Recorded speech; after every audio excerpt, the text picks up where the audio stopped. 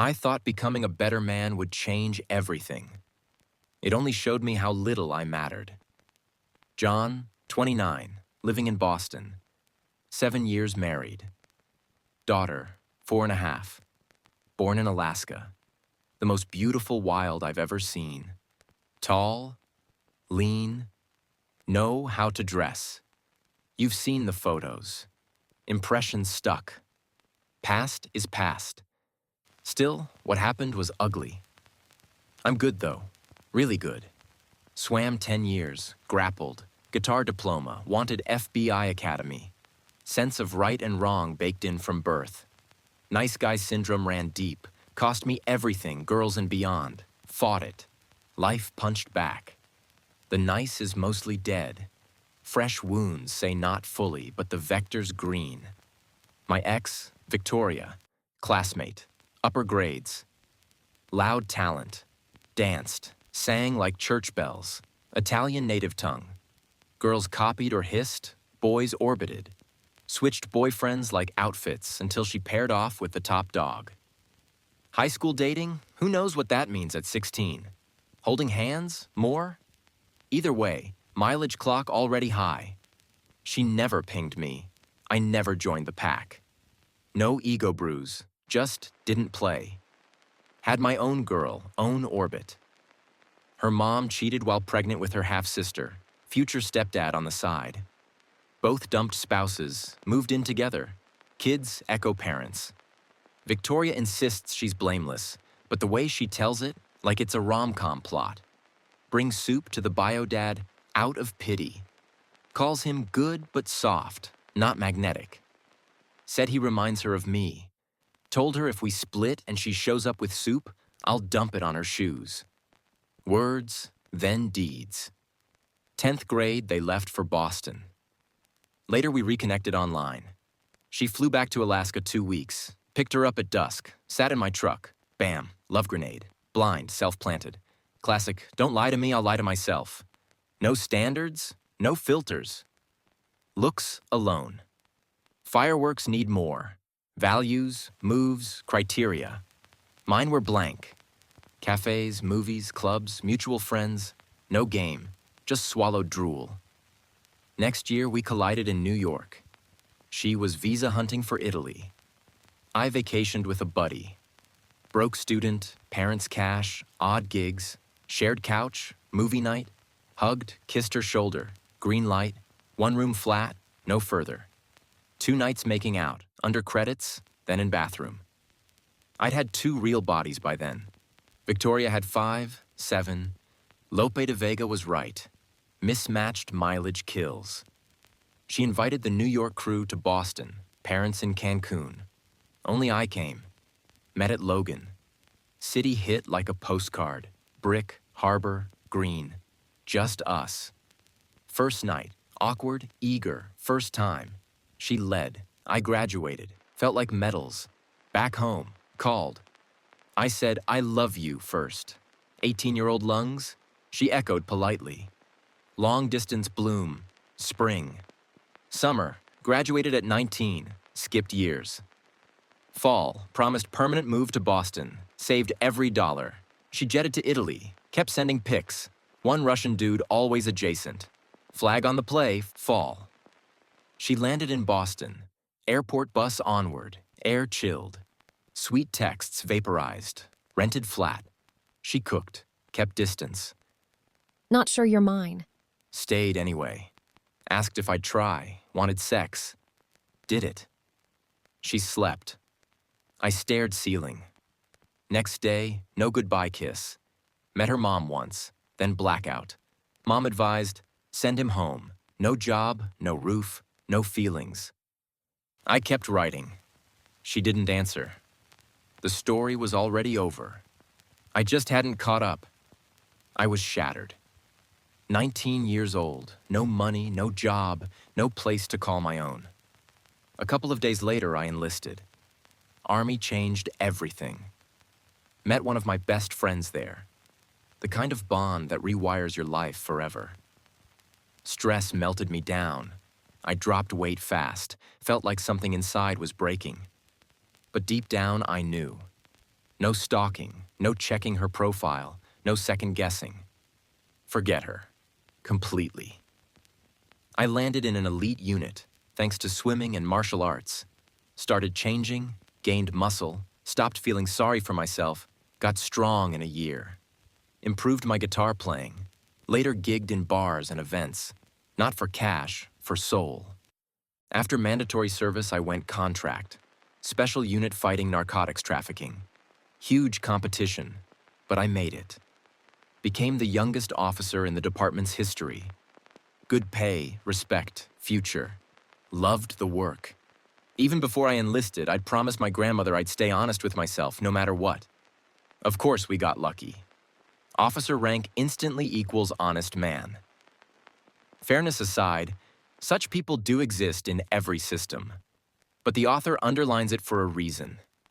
He knows it's the exception. Those were the golden years. Nights out with the guys till dawn, bars, ocean views, mountains in the distance. Dated casually, no serious attachments, plenty of sex. Never turned into some legendary player, but confidence grew. Got freer, bolder, started saving. A year later, December, right before New Year, I decided to fly to Boston. Why? Because my head was still wired like this. She told you to get lost, her mom told you to get lost, everyone there told you to get lost. So what? No big deal. You're a cop now, an officer. You can handle it. Fly in, prove you've changed, restart from zero. That was the goal, the entire purpose. An officer, supposedly a man of honor.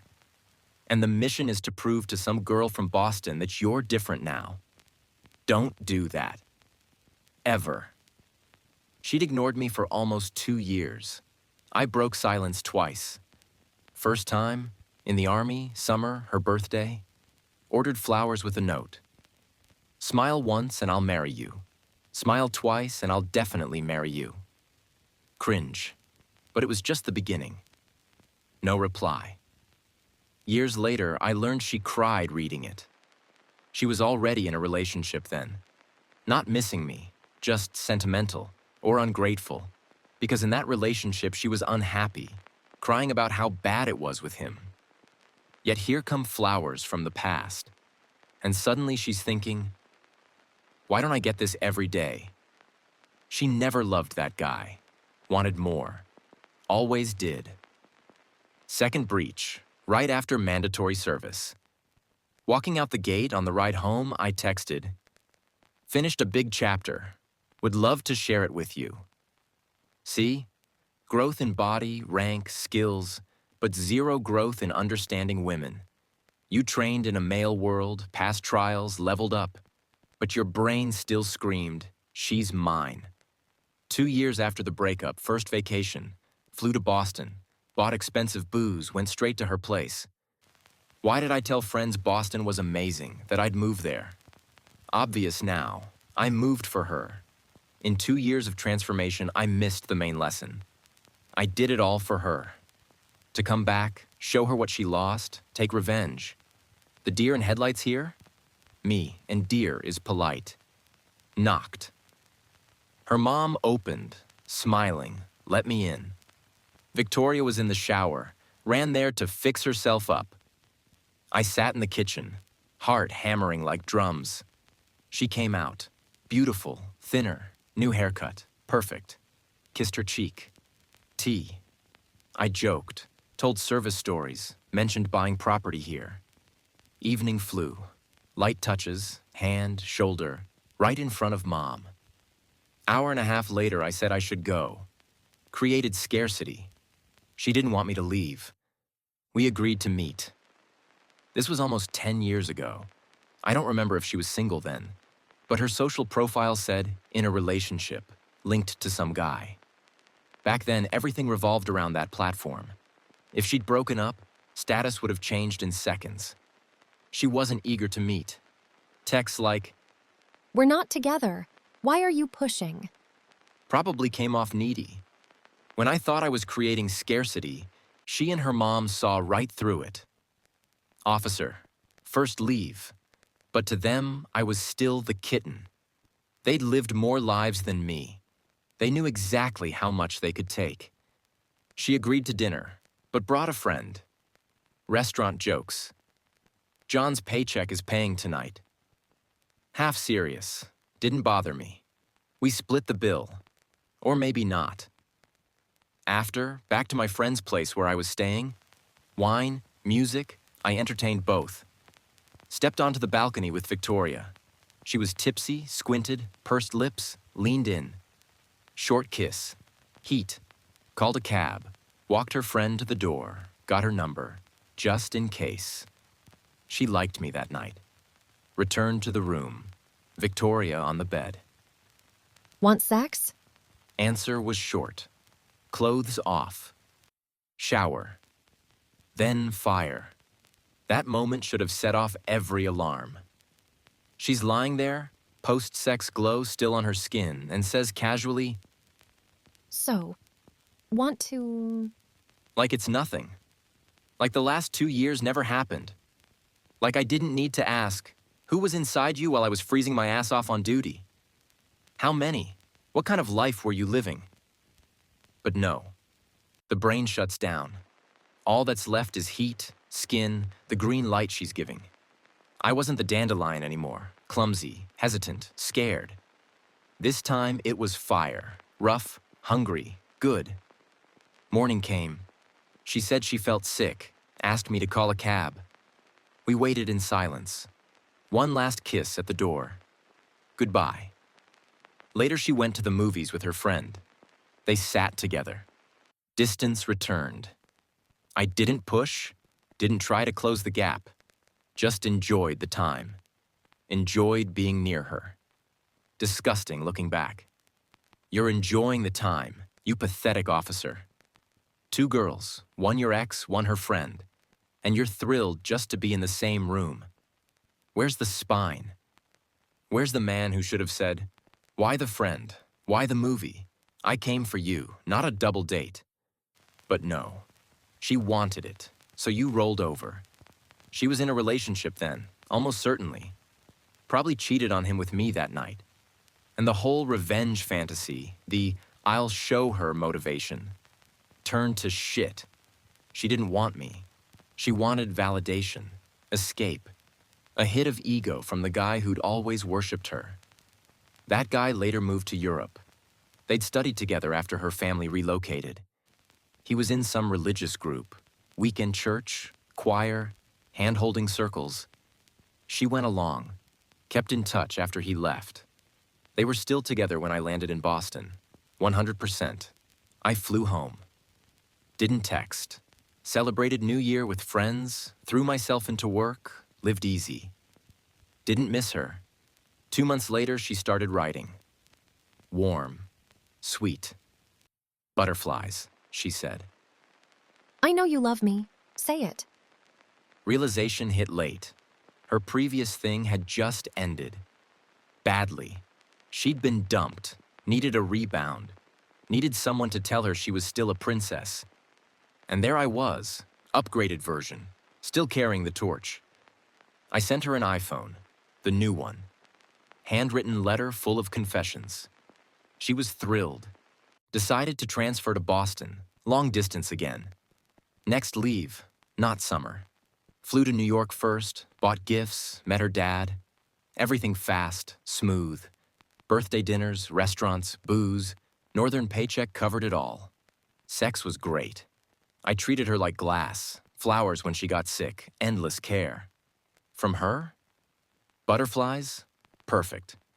I left, waited for transfer till fall. Daily calls, fall came, approved. She rented an apartment the day I landed, close to her parents. I paid for everything. Investing in us. New post was good, but salary halved. Didn't care. We were finally together, in a beautiful city. Living together wasn't easy. She turned out to be a saw. Constant complaints, nitpicking, adjustments. When she cried over my bouquet back then, now I get it. She was cheating. Cheated on him with me. And soon it became clear. She always cheated. Even in Europe. Could I have expected her to become my ride or die? To walk the same path, same goals, too much to ask. I swallowed her moods, treasured her. To be fair, she cooked well, dressed me sharp, planned dates. I want that restaurant. Let's go, baby. Her parents were great.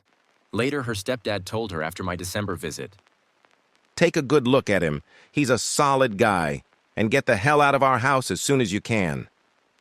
He didn't say it lightly. Reasons came clear later. We lived like that for a year and a half. Then I proposed. She was happy. Asked. You sure? This is forever. I said yes. Almost sweet. Manipulative? Sure. But not fatal. If she'd said, I'm not sure, and I still gave her the ring, that would have been hell. A few months later, the baby talk started. I'd saved enough for a small one-bedroom in a new development, put the money down on the foundation. We were renting, but the math checked out. We could swing it. Then the miscarriage. Devastation. We tried again. I held her up as best I could. Doctors, tears, patience. Then the news. We were expecting a daughter. The joy didn't last. The developer went bankrupt. Construction halted. 25 years old, 6 months from a baby, living in a rented place, every penny sunk into a building that might never stand. Then I lost my job. I saw it clear. Go back north, Alaska. I could land something solid, better than before. Good money. I talked to her parents. Let her and the baby stay with them while I sorted everything. Talked to mine, too. Master negotiator, right? Her parents loved living for themselves. No grudge there. Good food, nice clothes, vacations. Grandkids, not really their thing. Babysitting so we could have a night alone? No interest. Why should there be? Not their mess. Still, it left a hollow feeling. All material, no warmth. Gifts, groceries, cash, but no heart. Sounds asshole-ish to say, watch the kids so we can have couple time? I know. Not exactly human either. My stay up north stretched to 3 years. 3 years she lived with the baby at her parents'. They weren't thrilled. I took any job, slept in storage rooms, on crates, anything to feed my family. Sent money religiously. Flew down, paid for top doctors, private rooms, surgery for my officially unemployed wife. Big money. Finally, thank God, I got back on service. Transferred within the region. She and our daughter stayed at her parents'. I scraped by, crashed with friends and acquaintances. We talked every day. She was understanding about my absence. She knew I was grinding for the pension, for stability. Her parents hated it. Crying baby, chaos, disruption.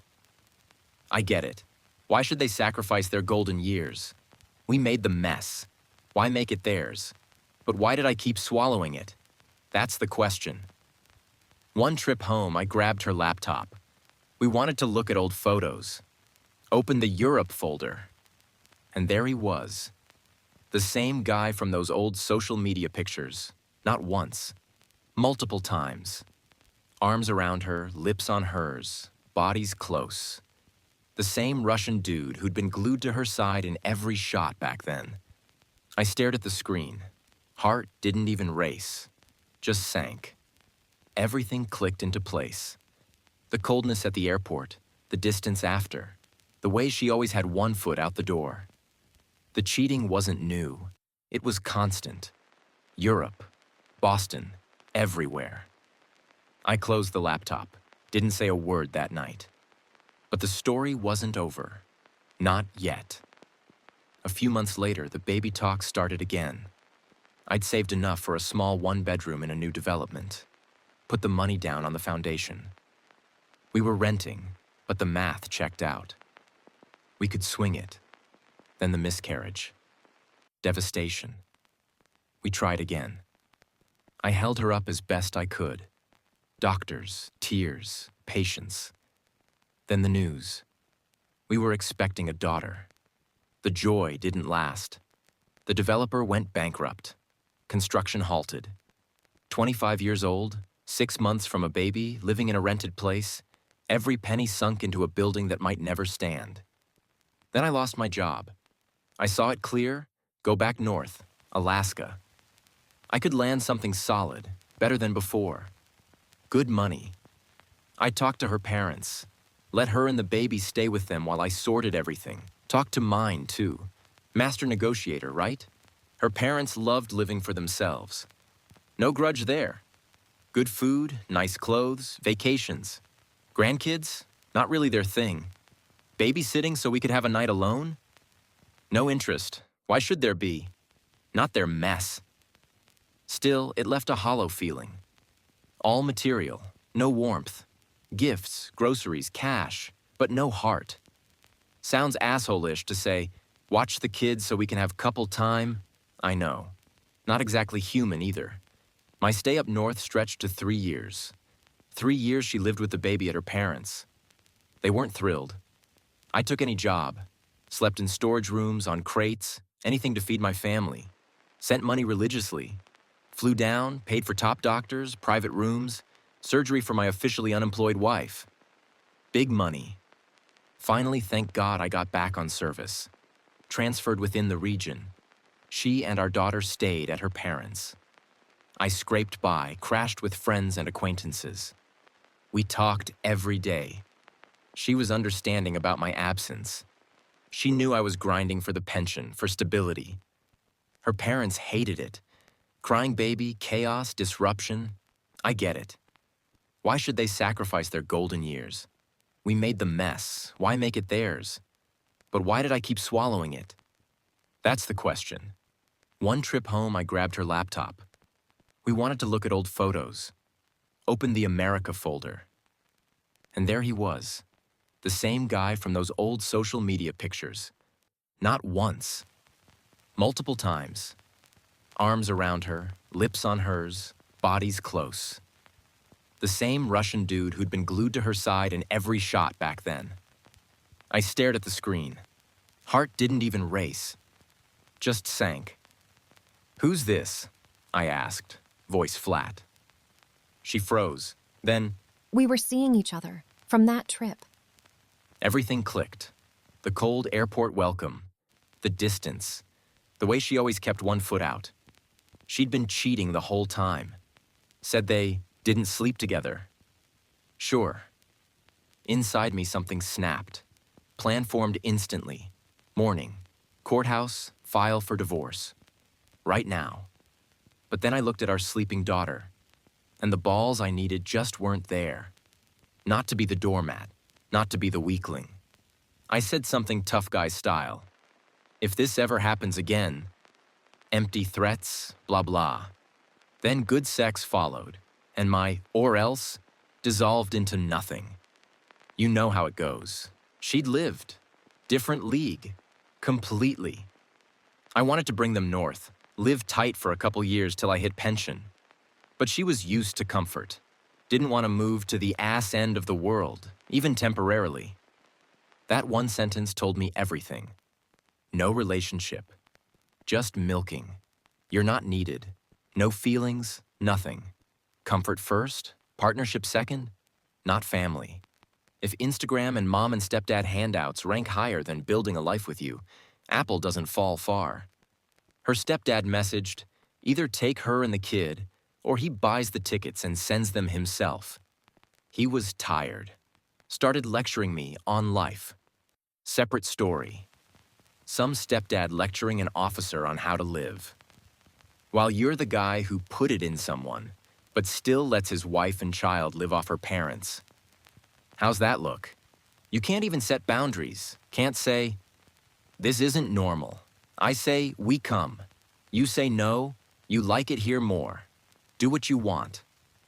He sees you as garbage, tells you so. Thinks, if you're this spineless about your own marriage, why is it my problem? I flew down every 6 months, stable as clockwork. 6 months, candy and flowers phase, then back. Replied to his message. Found service work in Boston, coming soon to get them. Asked him to stop teaching me life. He said he regretted telling her. Take a good look at him. He's a solid guy. We didn't talk for a long time after, and in that moment, he was right. Finally transferred back to Boston, rented again, lived that way a year and a half. Salary lower, prices higher, belts tightened. I worked. She was still on maternity. Solved housing.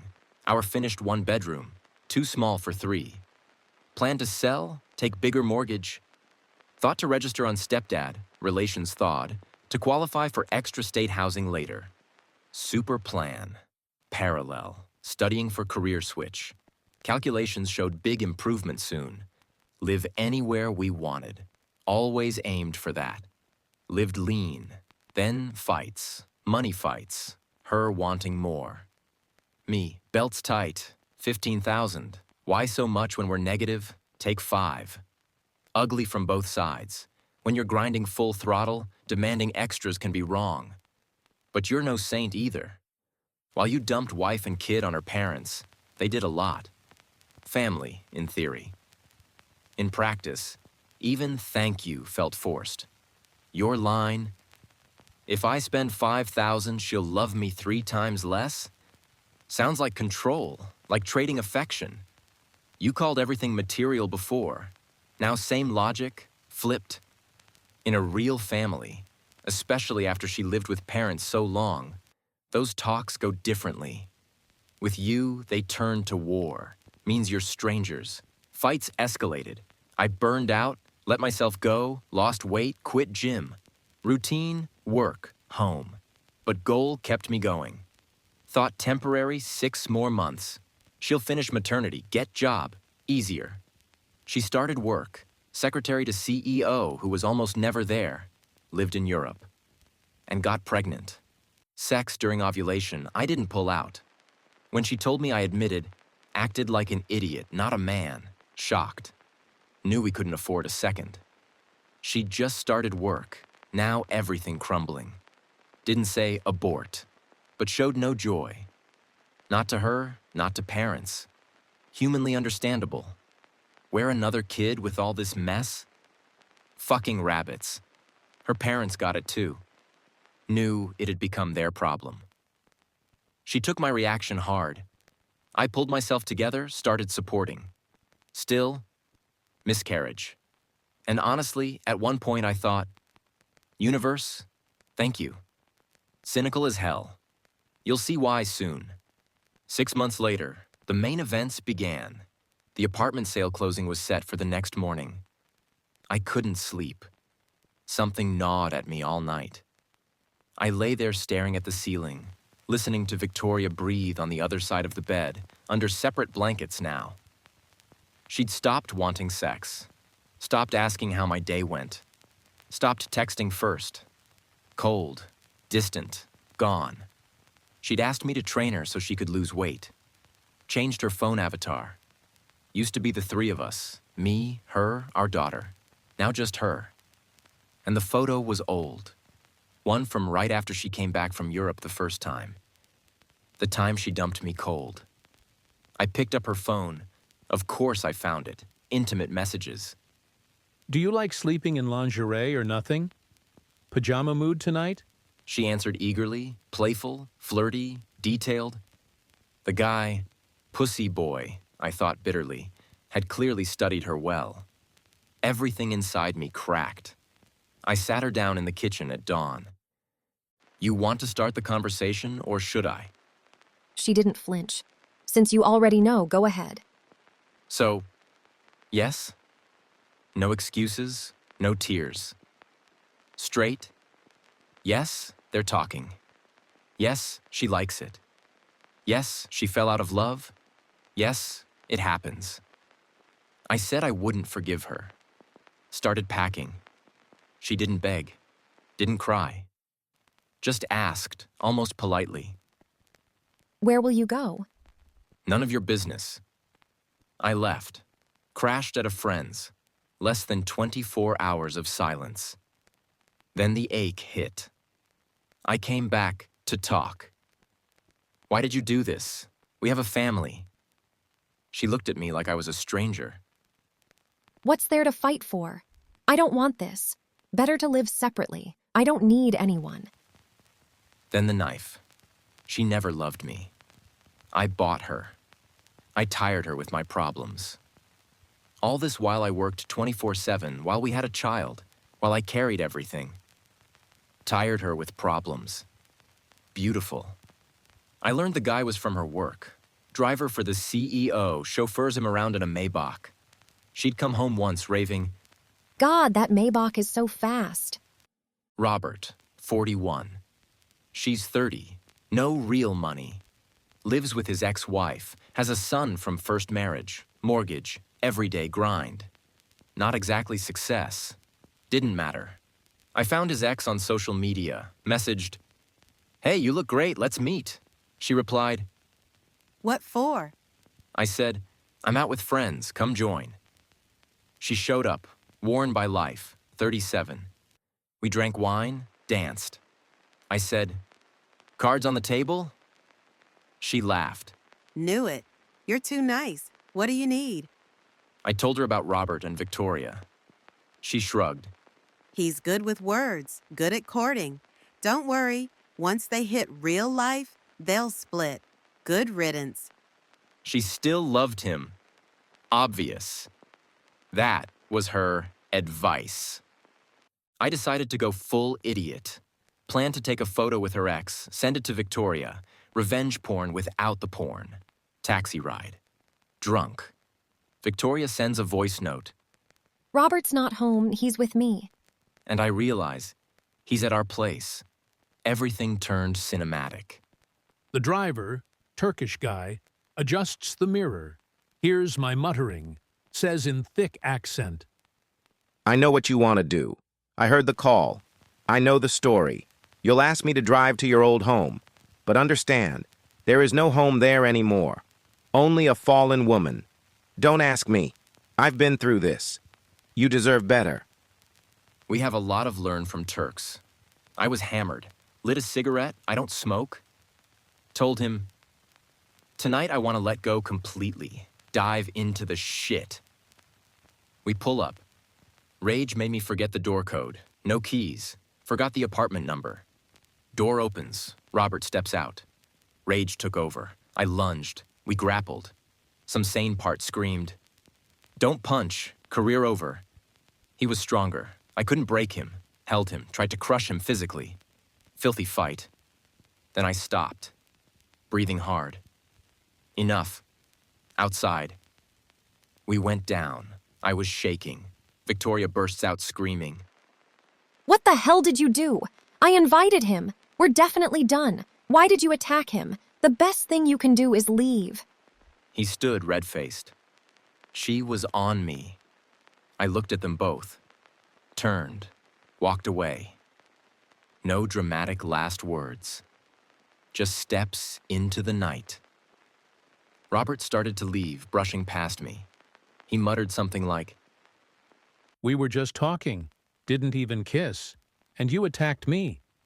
I looked at him and said, "Listen, sorry. I didn't want to hurt you. I actually apologized to the guy who was fucking my wife. In front of her. In the hallway of our building. Nightmare. Pure bottom." Victoria and I went back upstairs. Awkward silences, half words, grunts. While I write this now, I realize how sick it was. What the hell was I thinking? Apologizing to Robert? That's not romance. That's rock bottom. Loss of dignity, self-respect, gone. I later apologized to myself for it. Not right away, though. I kept talking to her. Why not? Then I found out she was recording our calls. Why not? But I never said anything that could really bury me. She tried to provoke me instead. You could use your job to fuck up Robert. Why don't you? You want the family back, don't you? Look at her behavior. Pure manipulation. Some shred of sanity whispered, "Aren't you already neck-deep in shit? Want to set a new record for hitting bottom?" I told her, all the best. Cut contact. Tried to meet her friend, the one who knew everything. Why? Because I was an idiot. The friend was a mess too. Divorced, Cheated on her husband, now sleeping with politicians. Separate story. I'd always said, tell me who your friends are. Couldn't find her at work. Victoria found out, called, said I was scum, that she'd tell her friend to spit in my face. Bomb. In those moments you realize, this story is exhausting. Hard to keep maximum reaction for hours. So much trash, you just get tired of reacting. Her parents stopped talking to me too. I sent her entire chat with Robert to her stepdad. Called her mom and told everything. Nice guy, truly nice, falls hard. Who else to ruin the mood for? Spoil their day? Great. Because I still plan to get back with her. Understand? He does all this, ruins her parents' view of him, while planning to continue the relationship. Says everything about him, and about the crumbs of gratitude. When you later say everything's material, no humanity, you have zero empathy here. If you had any, you'd think, this will hurt them. You don't even consider it. Consequences? They were against restarting with me, correctly. Thought happiness impossible with someone like me. With their daughter, especially. But with this behavior, honestly, it's normal, they think. Happiness impossible with anyone. Because both of you act like entitled assholes. Because of love or stupidity isn't an excuse. These are life-level fuck-ups. I did full insanity an adequate, self-respecting man wouldn't even think of. Only after all that did I finally tell myself, enough. The story drags on a little more. Otherwise, I'd lose my mind. Enough madness. I stopped checking her, messaging, calling. SMS only, strictly business. 1 or 2 every 3 days max. I felt like absolute shit but held on. Hardest when I learned. The day I moved out, Robert moved in, broke me inside. How? That should be me there. How the hell are they fucking on our couch? More on the couch later. Worst part, the child. You come to pick her up, knock, hear laughter inside, animated talk, Victoria and Robert. Cuts like a knife. Then your daughter holds your hand and says, Daddy, don't go. Heart rips every time you hand her back. Pure hell. Grandparents send the kid out. Then you get a message from Daddy. You think, how is this possible? How do you fall out of love so fast? I knew nothing about women then. Still learning now, though I've learned a lot. From your behavior, you can see what kind of men act this way too. I quit drinking, sold the apartment, the last big anchor, updated my wardrobe, bought a car, forced myself on dates, approached girls on the street. Inside, scorched earth. Every conversation felt like walking over ashes. But I knew. I needed to feel desired again. Needed proof I could still matter to someone else. Sex with others wasn't the goal. Not yet. 2 months passed, sleep normalized, weight came back slowly. I adapted to the new life. No comebacks planned, no revenge fantasies. Just one desire, climb out, never go back. Then her text. Come take the little one for a walk. I replied, okay. Inside, alarm bells. But deeper, that old whisper. Finally, we'll restart. Brain knew it wasn't top-tier thinking. Didn't care. I arrived. Daughter ran to me. Victoria approached, eyes swollen, clearly cried. I asked calmly, everything okay? Yes, can I walk with you? Curiosity burned. What game now? I agreed. We walked. Then the little one wanted the park. One, then another. Felt like old times. Then Victoria. Stay tonight? I didn't rush. Said I had no change of clothes. Ridiculous looking back. She. Bring what you need. I stayed. We put the daughter to bed. Lay together. No hugging. She fell asleep. My head. How can you lie on this couch without feeling sick? You're like a dog. Throw a bone. Tail wags instantly. I got up quietly, decided to leave, came back, left again, back and forth 5 times. Bad actor. You didn't really want to go. You wanted her to stop you, proof she still cared. We lived like that 2 weeks. Beach trips, restaurants, fun, daughter happy, days with Victoria, okay, nights, sex, but forced. She made herself do it. I checked her phone while she slept. Found out Robert dumped her. She suffered so much that the first day she texted me, she wrote friends. Feels awful, main thing. Don't write to John. She was still hung up on him. Felt it without spying. She withdrew the divorce filing. And, pay attention, I suggested it first. I wrote it, I drove it, I submitted the withdrawal. No remorse from her. She said, I don't feel guilty. Breakups are always both people's fault. we can pause on that line alone. But moving on. She would have fixed it if she could. Not deal with him. My question, if he comes back? Won't happen. If it does, I'll say I'm married. He's Sure it's over? No sequels? all finished. Her birthday. I bought an iPhone. Gave 20 for girls' night out. She thanked me. Then said, unfortunately, I didn't have, well, the male core like Robert. Of course, because your behavior isn't about attraction. Her parents didn't support our reunion. Thought I ruined their daughter's life. I get why. Sending them her chats with Robert was enough. Plus everything else. I complicated their life. Kid, running around, my disappearances, my comebacks. I already understood. Full madness. After such words, cut her out forever. But weakling doormat me kept going. We stopped being together, in fact, but officially still married. I slept over sometimes. Lay in arms, sometimes kissing, sometimes not. No sex, obviously. Blood from your eyes yet? Hopefully mine too. She took my car for work. Offered her old job back, good salary. I supported, thought no more Robert overlap. And of course, new plans in my head. Rolled right back to square one. One morning she took the car. Night before, we cuddled. Day, she was silent. Evening message. We went for a walk. Don't wait.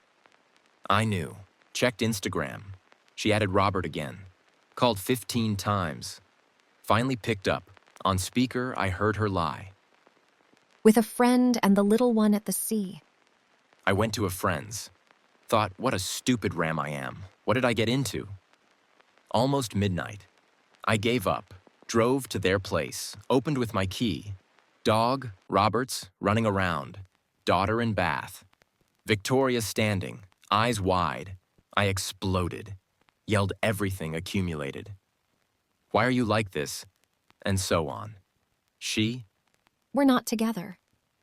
saw her phone, worth almost €1,000. Took the box, receipts, my things I'd left. Walked out.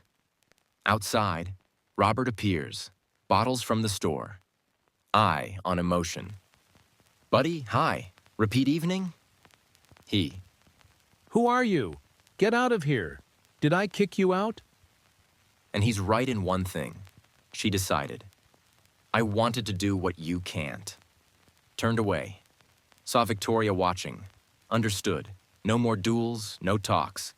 Said adios and walked to the car. She runs up. Give the phone back. I'll transfer everything and give it tomorrow. Told her to fuck off. Said stay away. She grabbed for it. I pushed. She climbed on me, clung. I fought back, tried to drive away. Details omitted, but physical clash happened. Drove off, opened the phone, and realized who I'd lived with for 7 years. Read her chats with friends right after our split. They asked, how's husband? Why split? Word for word. I don't feel sorry for him. His life means nothing to me. Main thing, he comes for the little one. I decided to think about myself more than anyone. My current one is with the little one, and I'm getting in the car with a man. I don't give a fuck like never before. Men are disgusting after divorce, especially dumped ones like ours. He's hurt, but I don't care. I have a new man. Fuck that, Lucy.